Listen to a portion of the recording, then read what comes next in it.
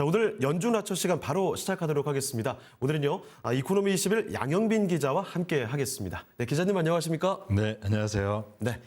자, 그러면 일단 오늘 이야기 할 것들이 굉장히 많습니다. 주제 먼저 간단히 좀 띄워주실까요?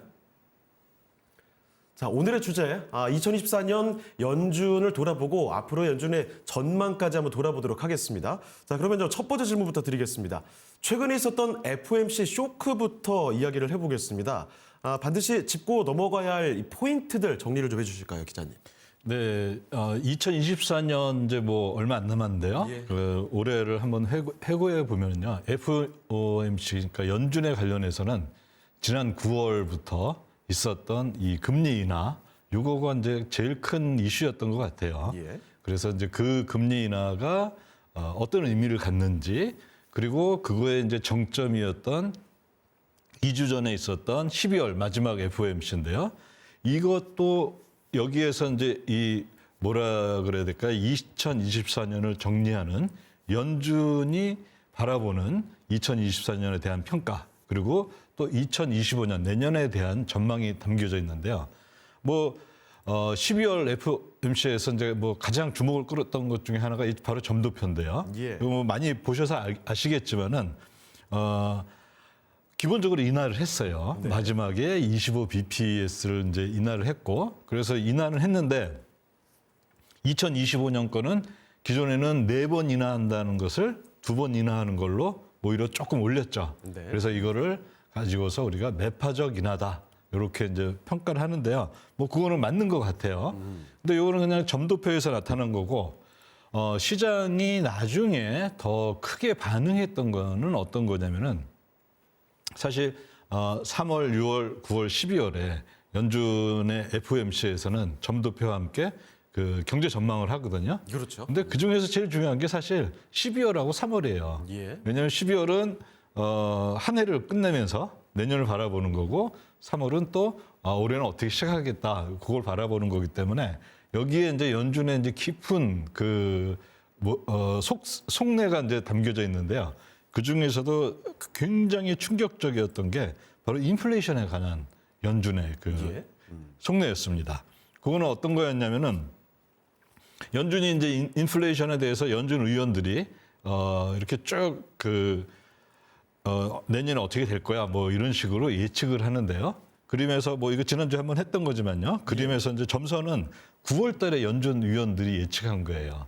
그래서 지금 이제 현재 인플레이션 예측한 게 9월 달에는 16명이 지금 현재가 과거와 비교했을 때 큰 위험이 없고 현재 수준이 적당하다, 이렇게 한 거고요. 3명만이 16대 3으로 해서 3명만이 그래도 인플레이션 오를 위험이 있어, 이렇게 했는데 12월 FOMC에서 이게 확 바뀌었습니다. 예. 그림에 이제 그 파란 하늘색으로 되어 있는 건데요. 16대 3에서 4대 10으로 바뀌었어요. 이거 완전히 바뀌었습니다. 네, 그러니까 이 인플레이션 위험이 크다, 더 이제 상승할 위험이 굉장히 크다, 이렇게 밝힌 거죠. 사실 시장이 이거에 대해서 상당히 놀랬던 겁니다. 네. 자, 이렇게 해서 점도표 그리고 연준 위원들의 인플레이션에 대한 전망까지도 같이 정리를 해봤습니다. 자, 그리고 중요한 건 사실 이제 기준금리가 내려가는 모습이긴 한데 9월 FOMC부터 연준이 기준금리를 100bp 인하를 했습니다. 한 번에 빅컷 0.5%를 내렸고 두 번의 베이비컷이 있었죠. 0.25%씩 내리게 됐는데요. 이와 관련해서 시장의 평가는 어땠는지도 한번 들어볼까요? 네, 사실 이제 연준이 할 수 있는 거는 이제 기준금리니까 아주 초단기 금리죠. 예. 그것만 이제 내리고, 사실 그거를 올렸다 내렸다 하는 거고, 연준이 이제 바라보는 거는 뭐냐면, 자, 기준금리를 내렸으니 장기 금리도 좀 나를 따라와 줘 하는 거거든요. 그런데 사실 시장의 평가는 이번에는 굉장히 가혹했습니다. 네. 뭐였냐면은 요거는 이제 10년물 그 국채 기준 10년물 국채 수익률인데요. 9월 FOMC 직전이 최근 한 1년 정도를 봤을 때 최저점이에요. 네. 수익률이. 그리고 FOMC가 끝나자마자 계속해서 올랐습니다. 그리고 어제는 4.63까지 올랐거든요. 근데 이제 종가는 4.585니까 사실 거의 4.6%인 거죠. 이게 어느 정도 수준이냐면은 올해 4월, 5월에 고점 수준이에요. 예. 그 시장의 평가는 지금 뭐냐면은 10년물 국채를 자기 돈을 내고 배팅하는 사람들은 인플레이션이 이거 완전히 꺼지지 않았고 이게 인플레이션이 이제 더 이게 현실화되면은 사실 국채 가격은 수익률은 더 오르게 되고 떨어지게 되니까 예. 미리 이제 반영하는 거죠. 그래서 이렇게 시장은 좀 상당히 각박하게 보고 있고요. 그다음에 이제 또 CME 거기 선물거래소에서 예. 어떤 걸 하냐면요. 연준의 기준금리 선물들이 있어요. 그 선물들을 가지고서 이제 역산을 할 수가 있거든요. 그러면 내년에는 기준금리를 얼마나 인상하느냐, 인하하느냐 이런 것들이 볼 수가 있는데요. 저기 이제 맨 위에 오른쪽에 보면은 425, 450인데 이게 현재 기준금리입니다. 예. 그러니까 하단에서 상단까지거든요. 그렇죠. 그리고 그러면은 이제 밑에 파란색은 확률이 제일 높은 거예요. 그래서 이제 내년 1월, 내년 3월은 금리 인하가 없다 이렇게 보는 거고요.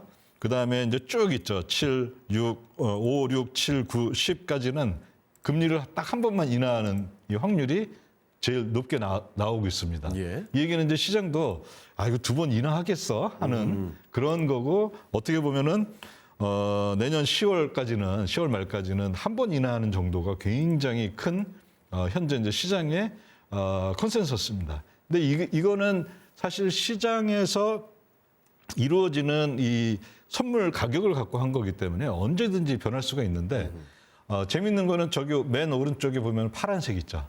예. 저건 뭐냐면은 기준금리가 450에서 BPS에서 475 BPS예요. 한 번 인상한다는 게 올릴 수 있다? 드디어 등장을 했습니다. 이건 이제 시장도 이거 이상한데 하고 이거 인플레이션 더 오르는 거 아니야? 그러면 연준이 올리는 거 아니야? 이런 식의 반응들이 지금 나오고 있다는 거죠. 예, 알겠습니다. 자, 9월부터 연준이 기준금리를 인하하면서 이에 따라서 시장의 좀 평가가 어떻게 나오는지 정리를 해봤고요. 그리고 지난주에도 한번 이야기를 해봤던 내용이긴 한데 장단기 금리가 역전 상태에서 정상화로 좀 가고 있습니다. 장단기 금리 역전이 해소가 된다. 지난번에 정리했던 바에 따르면 경기 침체 전주곡 정도로 해석됐던 걸로 기억을 제가 하고 있는데 이게 지금 어떤 의미인지 다시 한번 상세히 좀 정리를 부탁드리겠습니다. 네, 그림에서 이제 빨간색이 9월 FOMC 바로 직전에 국채 수익률 예. 곡선인데요. 오른쪽으로 갈수록 이제 만기가 길어지는 네네. 겁니다. 장기로 하는 거고. 네, 파란색은 이제 어저께 국채 수익률 곡선인데요. 파란색은 상당히 이제 평평해졌죠. 그렇습니다. 그리고 빨간색은 보면은 단기가 높고 장기가 낮은 이런 수익률 역전 상태가 유지가 됐었는데 이게 한 달 만에 어마어마한 바뀌었어요. 변화가 생겼습니다. 거의 단기는 100 BPS가 인하가 됐는데 장기는 오히려 거의 100 BPS 오름으로써 상대적으로는 200 BPS가 오른 셈이에요. 예. 그러면서 파란색에 이게 이제 형성이 됐었는데 이거는 사실 굉장히 좀 위험 신호 중에 하나입니다. 그러니까 수익률 곡선이 정상화된다 그러면 뭔가 좋은 것 같지만 느낌상 그러니까요. 정상화되면 그렇습니다만. 좋은 것 같지만 실제 과거 차트를 우리가 한번 보면요. 10년물하고 2년물 보통 이제 장기하고 단기를 볼 때 10년물하고 2년물의 대표적으로. 그걸 차이하고 또는 10년물하고 3개월물의 금리 차이를 봅니다. 근데 이 과거 차트를 한번 보면요. 여기 이제 노란색 이렇게 화살표들이 있죠. 예. 그러니까 4번 있네요. 네. 마이너스로 갔다가 플러스로 가니까 정상화되는 거잖아요. 그렇죠, 그렇죠. 그럴 때 이 회색 선이 경기 침체 구간이거든요. 아하. 거의 다 있었어요. 그러네요. 예, 그러면 이번은 예외냐? 이번은 어땠냐면은 이 마이너스로 간 수익률 역전 그 기간이 여태까지 봤을 때 가장 길었습니다. 아하. 거의 2년 가까이 됐거든요. 예. 그리고 드디어 이제 지지난주부터 이게 플러스로 이제 돌기 시작했거든요. 그러면 이제 이게 반드시 이번에 또 경기 침체가 올 거냐? 그건 뭐 사실 알 수는 없습니다. 그렇죠. 그렇지만 과거의 경험으로 봤을 때 이런 일들이 있었으니까 굉장히 주의해야 될 오히려 신호라고 우리가 네. 볼 수가 있는 거죠. 과거의 경험도 여러 차례 나왔었고 게다가 이번에 그 기간도 길었기 때문에 주의할 필요가 있다. 네. 알겠습니다. 자, 그리고 우리가 이 주식시장을 이야기하면서 가장 관심 있어 하는 용어 중에 하나로 바로 이 유동성을 꼽을 수가 있습니다. 유동성이 공급이 되어야, 그러니까 이 돈이 좀 풀려야 시장이 환호하기 때문이죠. 연준에서 이 유동성을 조절하는 아주 중요한 방식이 바로 역레포가 있는데요. 이 잔고가 줄어드냐 아니면 늘어나냐 이에 따라서 유동성이 달라집니다. 지금 이 역레포 잔고 추이가 좀 어떤지도 살펴볼까요? 2014년에서 2018년부터 그 맨 앞에 이제 앞부분이 왼쪽이 그거고요. 오른쪽은 2021년 코로나 직후의 그 네네. 역내포 잔고의 흐름입니다. 예. 한때 2조 5천억 달러 이상까지 갔다가 지금은 한 2천억 달러로 거의 뭐 10분의 1 토막이 났죠. 그런데 2014년에서 2018년에는 사실 별로 역내포에 대해서 신경들을 안 썼어요. 왜냐하면은 이 평균 잔고가 한 뭐 1,500억 달러 지금하고 약간 비슷한 수준이에요. 그래서 그때는 별로 이거 신경을 안 썼는데 언제부터 이제 사람들이 이거 뭐야 한 게 뭐냐면은 2021년 이제 4월부터 역내포를 굉장히 이 잔고가 늘어나기 시작을 했습니다. 무려 2조 5천억 달러니까 예. 그 당시에 연준의 전체 자산이 9조 달러였는데 거의 뭐 한 30%에 가까운 그 정도까지 올라갔었거든요. 그래서 이제 사람들이 많이 관심을 가졌는데 현재 수준을 보면은 제가 봤을 때는 2014년에서 2018년 요때의 일들이 다시 벌어질 것 같아요. 현재 수준에서는요. 그러면 이거는 뭐냐면 제가 이 시간에 많이 말씀을 드렸지만은 주로 여기에 투자하는 데가 MMF라는 그 이제 단기 자금 펀드인데 그렇죠. 여기가 수익률이 높은 걸 쫓아가는 거예요. 그러니까 단기 국채를 가든지 예. 아니면 또 단기 자금 시장인 보통 레포 시장이라고 하는 데서 돈을 빌려주든지 아니면 역내포 금리가 좋으면 역내포로 오든지 이렇게 왔다 갔다 합니다. 예. 그래서 제가 봤을 때 뭐 이게 0이 된다 그래서 뭔가 큰 일이 벌어지고 이런 일들은 거의 없을 거다. 저는 이제 그렇게 보고요. 예. 어쨌든 그리고 이제 최근 며칠 동안 한 역내포 잔고가 거의 100 정도 1,000억 달러 늘었거든요.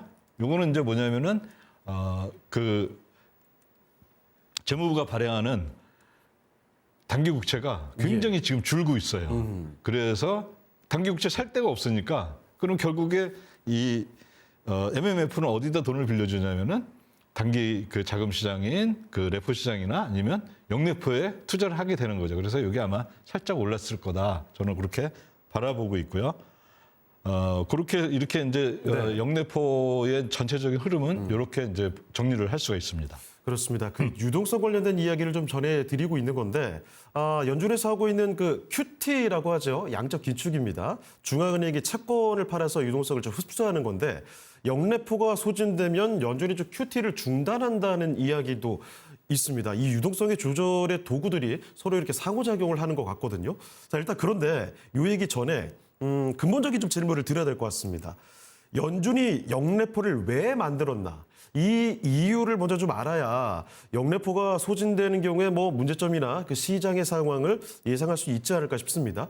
연준이 그 역내포를 만든 이유부터 좀 알아볼까요?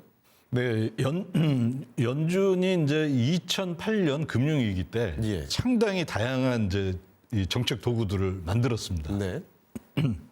그 중에 이제 대표적인 게 뭐냐면요. 2008년 이전까지는 우리나라도 여전한데요. 그 은행이 그 중앙은행의 지급준비금을 어느 정도 이렇게 예치하고 있거든요. 예. 그거에 대해서 금리를 제공하지 않았어요. 그런데 2008년부터 연준은 이제 중앙은행이 예치된 지급준비금에 대해서 금리를 제공하기 시작했습니다. 예. 근데 그거의 가장 큰 이유는 뭐였냐면은 그 당시에 금리가 제로 상태였거든요.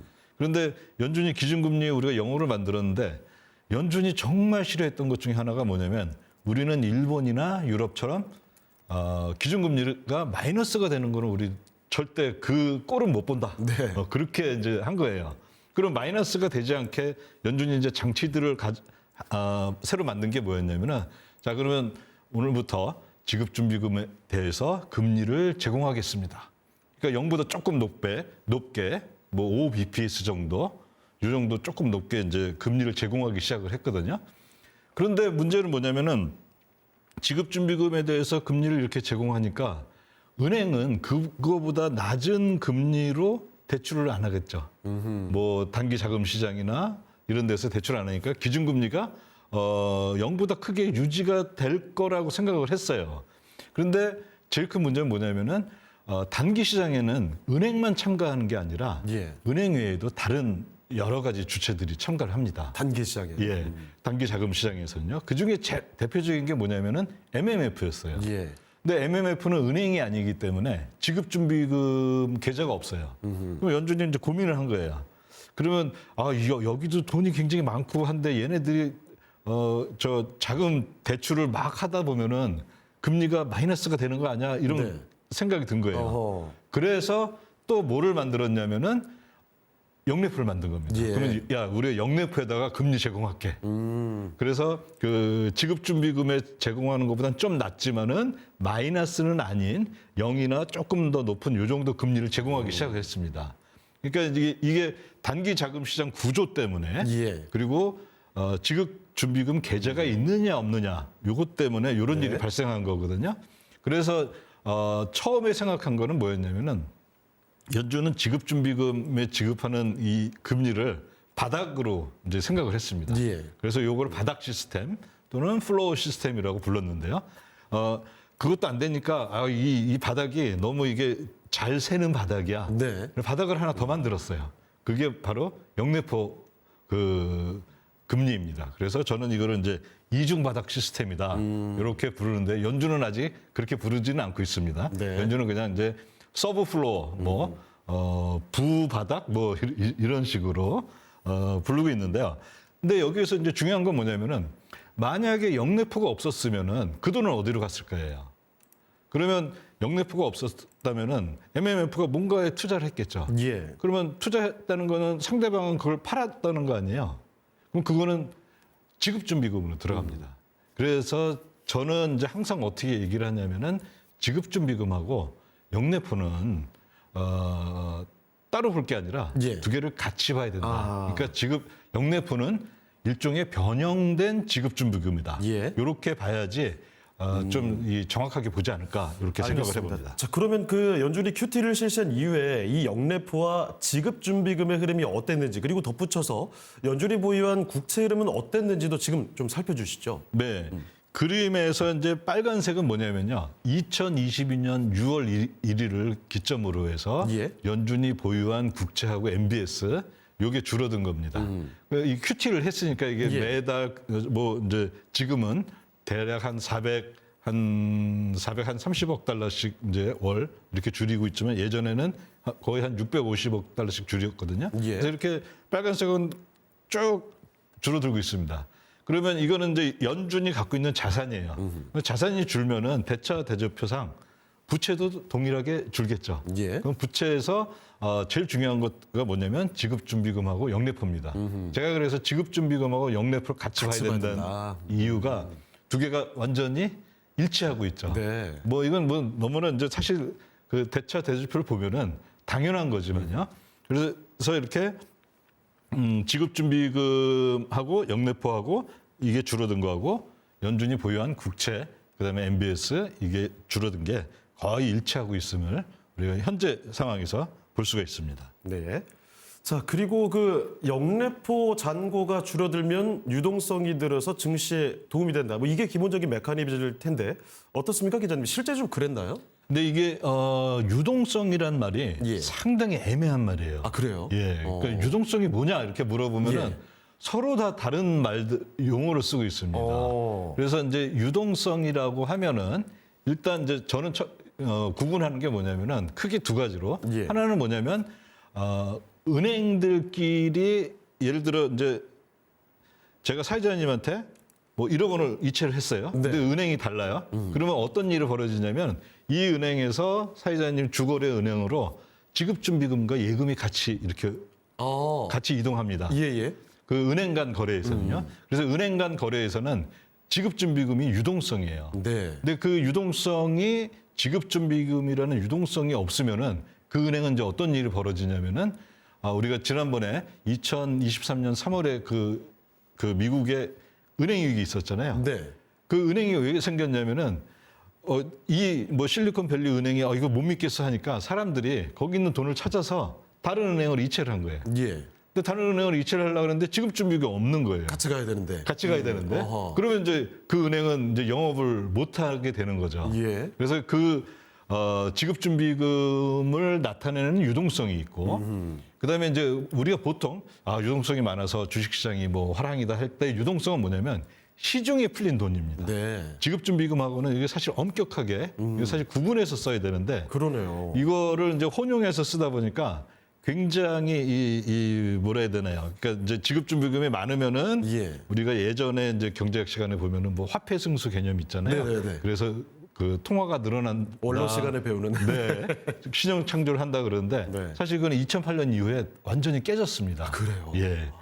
그래서 이제 그 뭐 시중에는 그래서 유동성이 많아지면은 증시를 부양한다 이런 말들이 있거든요. 그 유동성은 사실 시중에서 돌아다니는 은행 그 M2라고 하는 건데요. 예. M2의 지급준비금은 또 포함이 안 돼요. 그런데 이게 이제 연준이